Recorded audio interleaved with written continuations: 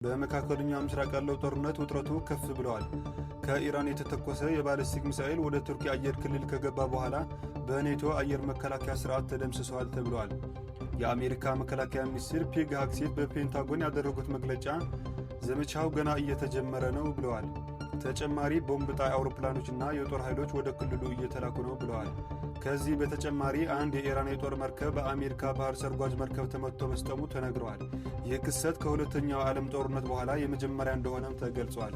የነዳጅና የጋዝ ገበያዎች በከፍተኛ ጥንቃቄ ውስጥ ሲገኙ የባሕረ ሰላጤ ሀገራት ምርታቸውን አቋርጠዋል። ይህ ግጭት ወደ ዓለም አቀፍ ጦርነት ይሻገራል የሚለውን ሐሳብ በዚህ በቱዴይስ አፕዴት የሚመለስ ይሆናል። አስተያየቱን ይጻፉ፣ ቪዲዮውን ላይክ ያድርጉ። ለተጨማሪ ፈጣን የአማርኛ ዜና ሰብስክራይብ አድርጉ። አብረውን ይቆዩ። የቱርክ ብሔራዊ መከላከያ ሚኒስቴር እንዳስታወቀው ከኢራን የተተኮሰችና ሶሪያና ኢራቅን አቋርጣ ወደ ቱርክ የአየር ክልል የገባች የባሊስቲክ ሚሳኤል በኔቶ የአየር መከላከያ ስርዓቶች ወድማለች። ከኢራን የተተኮሰ የባሊስቲክ ጥይት በኢራቅና በሶሪያ አየር ክልል ውስጥ አልፎ ወደ ቱርክ የአየር ክልል ሲሄድ ተገኝቷል። በምስራቅ ሜዲተራንያን ውስጥ በተቀመጡት የኔቶ አየርና ሚሳኤል መከላከያ ሀብቶች በወቅቱ ተሳትፈዋል እና እንቅስቃሴ አልባ ሆነዋል ሲል ሚኒስቴሩ ረቡዕ ዕለት ባወጣ መግለጫ አስታውቋል። ምንም አይነት ጉዳት አለመድረሱ የገለጸው አንካራ በጠላትነት ለሚወሰዱ እርምጃዎች ምላሽ የመስጠት መብቱ የተጠበቀ መሆኑን አክሎም ወገኖቹ ግጭቱን ከማባባስ እንዲቆጠቡ ያስጠነቅቃል።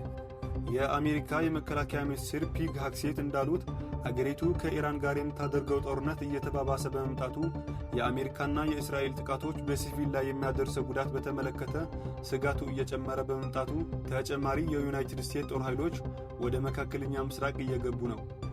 ሃግሴት ረቡዕ ዕለት በፔንታጎን በተደረገ ጋዜጣዊ መግለጫ ላይ እንዳሉት አሜሪካና እስራኤል በኢራን ላይ የሚካሄደው ዘመቻ ገና እየተጀመረ ነው ብለዋል። እየፈጠን ነው እንጂ እያፋጠጠን አይደለም። ዛሬ ተጨማሪ ቦምብ ጣይ አውሮፕላኖች፣ ተጨማሪ ተዋጊዎች እየመጡ ነው ሲሉም ለጋዜጠኞች ተነግረዋል። አሜሪካ 226 ኪሎ ግራም 500 ፓውንድ፣ 153 ኪሎ ግራም 1000 ፓውንድ እና 900 ኪሎ ግራም 2000 ፓውንድ ቦምቦች ያልተገደበ አቅርቦት እንደምትጠቀምም አክለዋል። አሜሪካና እስራኤል ቀን ሙሉ ከሰማይ ሞትና ጥፋትን እንደሚዘሩ ተናግረዋል። የኢራን ፕሬዝዳንት ቴህራን ከባህር ሰላጤ አገራት ሌላ አማራጭ እንደሌላት ተናገሩ። ፕሬዝዳንት ማሱድ ፔዜሽኪያን ለኢራን ጎረቤት ሀገራት ንግግር ሲያደርጉ ቴህራን በዲፕሎማሲያዊ መንገድ ጦርነት ለማስወገድ እንደምትፈልግ፣ ነገር ግን አሜሪካና እስራኤል ጥቃቶች ከማጥቃት ውጪ ምንም አማራጭ እንዳላገኙ ተናግረዋል። ፕሬዝዳንቱ በኤክስ ላይ አረብኛና የፋርስ ቋንቋዎች በሁለት የተለያዩ ጽሑፎች ሉዓላዊነቱን እናከብራለን ብለዋል። ኢራን በክልሉ ውስጥ ያለው ደህንነት በክልላዊ የጋራ ጥረት መከናወን እንዳለበት ታምናለች ሲሉ አክለዋል። የኳታር ጠቅላይ ሚኒስትርና የውጭ ጉዳይ ሚኒስትር ቴህራን በአገሪቱ ውስጥ የአሜሪካ ጥቅም ብቻ ኢላማ አድርጋለች የሚለው ክስ ውድቅ ካደረጉ በኋላ የኳታር ጠቅላይ ሚኒስትርና የውጭ ጉዳይ ሚኒስትር ከኢራን የውጭ ጉዳይ ሚኒስትር ጋር በስልክ ከተነጋገሩ በኋላ ነው። የዩናይትድ ስቴትስ የባህር ሰርጓጅ መርከብ በስሪላንካ የባህር ዳርቻ አቅራቢያ በሚገኝ ዓለም አቀፍ ውሃ ውስጥ አንድ የኢራን የጦር መርከብ በተርቢዶ ሰምጠዋል ሲሉ የአሜሪካ መከላከያ ሚኒስትር ፔግ ሃግሴት ተናግረዋል። ፔግ ሃግሴት ረቡዕ ዕለት በፔንታጎን ባደረጉት መግለጫ የኢራን የጦር መርከብ ላይ የፈጸሙ ጥቃት ከሁለተኛው የዓለም ጦርነት ወዲህ በጠላት ላይ የተፈጸመ የመጀመሪያው ጥቃት ነው ብለዋል። የስሪላንካ መንግሥት የኢራን ወታደራዊ መርከብ ከደሴቱ ግዛት ውጭ ውሃ ከሰጠመ በኋላ በርካታ አስክሬኖች ማገገሙንና 32 የቆሰሉ የመርከበኞች ማዳን መቻሉን አስታውቀዋል። የአገሪቱ ምክትል የውጭ ጉዳይ ሚኒስትር ለአካባቢው ቴሌቪዥን እንደተናገሩት ቢያንስ 80 ሰዎች በአድማው ተገድለዋል ሲሉ ተናግረዋል። በርካታ የባሕረ ሰላጤ ሀገራት በክልሉ ውስጥ በተፈጠረ ውጥረት ምክንያት የነዳጅና የጋዝ ምርክትን ካቆሙ በኋላ ዓለም ኃይል ገበያዎች በከፍተኛ ጥንቃቄ ውስጥ ይገኛሉ።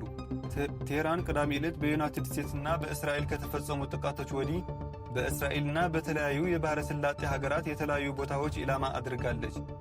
መጀመሪያ ላይ እነዚህን የኢራን ጥቃቶች በዋናነት አሜሪካ ወታደራዊ ሀብቶች ላይ ያተኮሩ ነበሩ።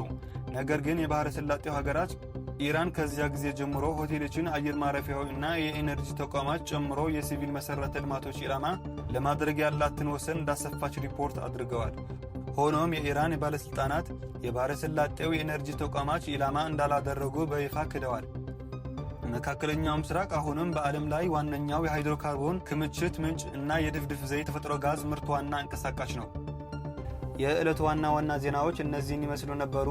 አብራችሁን ስለቆዩ እናመሰግናለን። ሰብስክራይብ ማድረግ እንዳይረሱ። ሰላም ለዓለማችን።